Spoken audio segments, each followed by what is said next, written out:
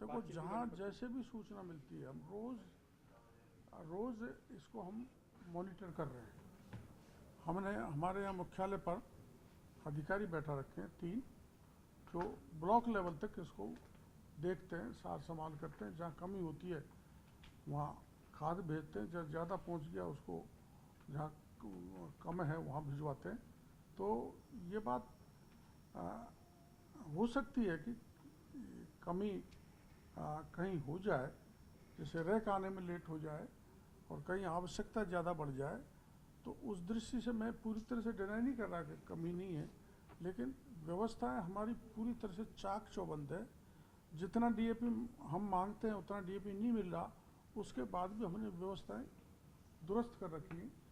अब यूरिया की आवश्यकता पड़ेगी तो यूरिया की भी, अब ठीक है कई बार रजिस्ट्रेशन के नाम पर किसान लाइन लगा लेते हैं, जैसे भादरा में हुआ था, रजिस्ट्रेशन ही करवाने में भीड़ पड़ गई, तो वो खाद के लिए भीड़ नहीं थी, वो रजिस्ट्रेशन के लिए भीड़ थी। और ऐसा मेरी समझ में अब आगे न करे, हमारी व्यवस्थाएं ठीक है।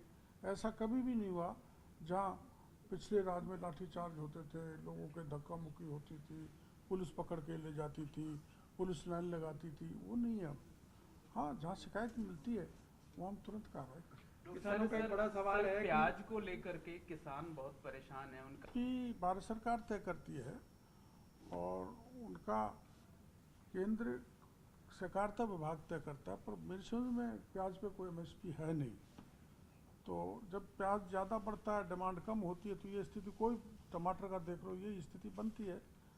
इसकी मैंने भी देखा था, तो मैंने सहकारिता मंत्री जी से बात की, वो ट्रॉली से जो डाल रहे थे उसके भाव गिर गए, इसलिए ऐसी स्थिति बनी। राज्य सरकार निर्यात कम किया जाए तो निर्यात यदि कम रोक दिया जाए, क्योंकि आयात को अनुमति दे दी, अगर आयात को कम रोक दिया जाए तो शायद किसानों को प्याज के सही दाम मिल पाएंगे।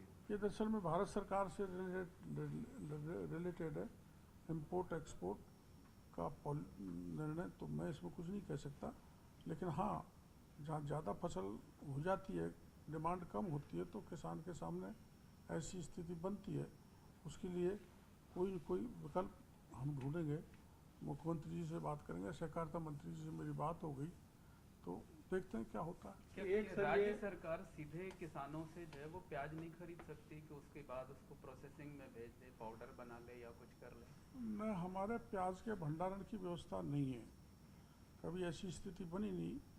और प्याज के भंडारण एफसीआई भी नहीं करती, न सरकार करती। एक सर, ये बेमौसम की जो बारिश हो रही है उसके कारण फसल खराबे की हालत भी उसको हम दे रहे हैं। कल ही मैं मुख्यमंत्री जी से मिला था, मिल के मैं उनसे कह के आया हूँ कि दोबारा स्पेशल गिरदावरी कराई जाए। 1-2 दिन में स्पेशल गिरदावरी के आदेश आ जाएंगे, तो विशेष गिरदावरी होके हमारे पास आएगी, तो वही हम जो आपदा प्रबंधन में पहले मदद की थी, वही मदद अब करेंगे। कुछ आइडिया है सर पिछले 4-5 दिनों में? ऐसा नहीं, कुछ आइडिया नहीं लगाया जा सकता, लेकिन नुकसान बहुत हुआ है। अभी तक हम आपने कितना पैसा वितरित कर चुके हैं? 969 करोड़ सर अपने सार्वजनिक संपत्तियों की 968 करोड़ रुपए हम सार्वजनिक संपत्ति के नुकसान में दे चुके हैं, और 7D में जो फसल का नुकसान आ जाएगा वो देंगे। हमारे पास राशि पर्याप्त है, करीबन 4000 करोड़ आपदा राहत। मतलब किसानों का जो नुकसान हुआ है राज्य भरपाई सरकार उसकी भरपाई करेगी। हाँ, जो भी मापदंड तय है, भारत सरकार ने जो मापदंड तय किया आपदा के संबंध में सहायता करने का, चाहे फसल खराबे का, चाहे निजी सरकारी संपत्ति नष्ट होने का, सबका हम मापदंड के अनुकूल राशि उपलब्ध कराएंगे। कांग्रेस पार्टी गंभीर आरोप लगा रही, कह रही सरकार जो है किसानों की अनदेखी कर रही है, चाहे तो प्याज सीधे खरीद सकती है, नुकसान का मुआवजा नहीं दिया जा रहा है। प्याज तो बहुत बड़ी राहत है। गहलोत साहब के मैं खुद गया था कि बाजरा ही खरीद लो एमएसपी पर, जो खरीदा जाता है, उन्होंने बाजरा ही नहीं खरीदा। अब भाषण देने को तो बहुत होता है, लेकिन केंद्र में ही प्रावधान प्याज को एमएसपी पर खरीदने का नहीं है। सर, एक आपकी सरकार प्रावधान करने वाली, आज मंत्री जी की तरफ से भी बाइट आया है जाबर सिंह जी खर्रा की तरफ से, कि अब जिनके भी 2 या 3 से ज़्यादा बच्चे हैं वे सभी चुनाव लड़ सकते हैं। उनके लिए कोई पंचायत लोकल बॉडी में, स्थानीय निकाय में काफ़ी समय से राजनीति में आने वाले लोगों की मांग भी थी कि 3 से ज़्यादा बच्चे वालों को भी चुनाव लड़ने दिया जाए? कितना बड़ा फैसला होगा सर अगर ये?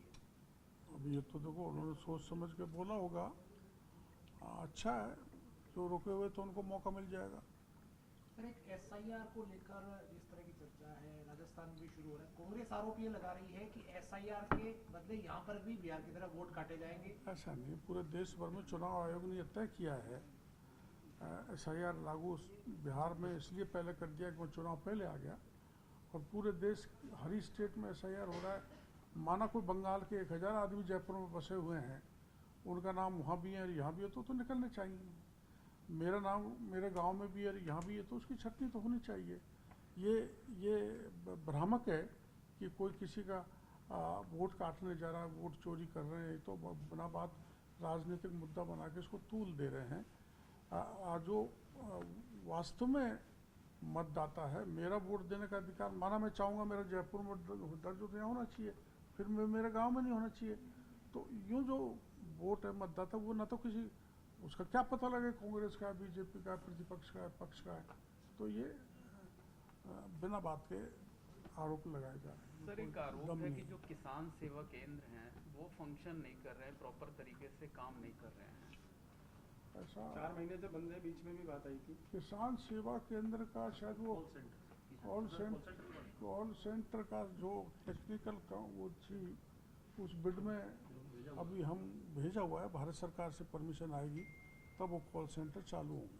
सर भारतीय किसान संघ की भी कुछ मांगे थी, कुछ वार्तालाप हुई थी, आंदोलन भी किया था झालावाड़ में पिछले दिनों, फिर वार्तालाप भी हुई है झालावाड़ में। हाँ नहीं, भारतीय किसान संघ की कुछ मांगे थी किसानों को लेकर, उसमें बातचीत भी हुई है सरकार से। क्या आपकी बातचीत हुई आपकी भारतीय किसान संघ से? भारतीय किसान संघ से मेरी गंगानगर में बात हुई थी फसल बीमा के बारे में। जो दलाल हैं, आज उस संबंध में हमने मीटिंग की है। पूरे राज्य में जो जहाँ बकाया वो फसल बीमा दिला रहे हैं। जो फार्म अनावश्यक रूप से रिजेक्ट कर रहे हैं उनको स्वीकार करने के लिए कंपनी को कहा है, और जो फर्जी दस्तखत करके नुकसान 0% कर दिया है उसको रेक्टिफाई करने के लिए कहा है। और ये जो अपने नुकसान जो हुए हैं उनकी भरपाई करने के लिए किसान संघ ने कहा था, तो उसकी राहत हम आपदा राहत विभाग से देंगे। Sir you will go in Anta election by election? क्यों नहीं, अंतर में जाएंगे आप? क्यों नहीं, पार्टी भेजेगी तो जाएंगे और भेजेगी। ऐसे सिग्नल मिल रहे हैं, आप भी जाओगे, आप थोड़ा रुकोगे। सर एक अंता विधानसभा चुनावों को लेकर आपने अभी तक ऐसा चर्चाओं में है कि दूरियां बना रखी, लेकिन आप कह रहे हैं कि पार्टी भेजेगी तो आप जाएंगे। किस तरीके से सर इन अंता उपचुनावों को आप देखते हैं? देखो जी, पार्टी ने स्टार प्रचारकों की सूची जारी कर दी, कौन कौन जाएंगे उनको वहाँ भेज दिया। कुछ पहुँच गए, कुछ प्रचार करके अब आगे आने जाने का क्रम रहेगा 11 तारीख तक। तो मेरे को भी जाना है, ऐसा मेरे को हिंट मिला तो मैं भी जाऊँगा। कोई दूरियाँ किसी की नहीं है। मुख्यमंत्री जी भी जाएंगे, वसुंधरा जी भी जाएंगे, सभी जाएंगे। छोटे से लेकर बड़ा कार्यकर्ता वहाँ लग के उपचुनाव को जिताएंगे। सर क्या लगता है सर, जिस तरीके से वहाँ पे जो समीकरण है, कांग्रेस ने प्रमोद जैन भाया को उतारा है, नरेश मीणा मैदान में निर्दलीय, वो तो देखो, हम तो कोई जाति के आधार पर चुनाव लड़ते नहीं, हम तो विचारधारा के आधार पर चुनाव लड़ते हैं। और विचारधारा से जुड़े हुए वहाँ लोग बहुत हैं, जिसका परिणाम ये था कि जनरल सीट से भी एक मीणा को जिता के भेज दिया। अगर जाति वाला मामला होता तो वो जनरल सीट पर हार जाता। तो विचारधारा से पुष्ट लोग बड़ी संख्या में हमारे पास हैं, और पहले जैसे हमारा जीता वैसे अब की बार सर आपकी फैन फॉलोइंग है, निजी फैन फॉलोइंग भी वहाँ पे? मोरपाल जीतेगा। आपकी फैन फॉलोइंग भी है वहाँ पे, उनको भी? मेरे तो ऐसी फॉलोइंग भी है फैन के साथ साथ सबको जोड़ेंगे। सर राजस्थान में मंत्रिमंडल विस्तार की चर्चाएं हैं, किस तरीके से आप देखते हैं सर? विगत दिनों आप भी दिल्ली दौरे के ऊपर रहे, क्या लगता है? मैं कहाँ गया, मैं दिल्ली सर में। आप पिछले दिनों सर लगातार सर आपने दौरे किए थे, 4-5 दिन तक आप दिल्ली में रहे थे सर। अरे मैं तो एक तो मेरा फर्टिलाइजर प्रॉपर मिले सर नहीं, क्या कहेंगे सर पर्याप्त मंत्रिमंडल विस्तार को लेकर? सर होना चाहिए ना, नहीं मेरे होना को जानकारी नहीं है। होना चाहिए नहीं होना चाहिए तो हमारा केंद्रीय नेतृत्व तो मुख्यमंत्री जी के हाथ में, वही इस पर कुछ कह सकते हैं। करेंगे वही करेंगे, हम तो होने वाले में होंगे, जाएंगे। सर ये पूछ रहे हैं कि आप खुद तो मंत्री बन गए, बाकी अपने साथियों को भी मंत्री बनवा दीजिए जल्दी। सर कई सर एमएलए आपसे बड़ी उम्मीद लगाए बैठे हैं कि मेरे को तो किसी ने नहीं कहा, और शायद इसलिए नहीं कहा कि इनके कहने में कुछ है नहीं, क्यों उनसे बात करें। आपको ऐसा लगता है? बनाने वाले दूसरे हैं जी, अपन तो बनने वालों में से हैं।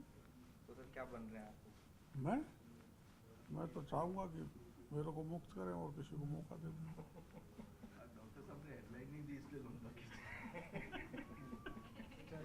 हेडलाइन दे दिया आपने।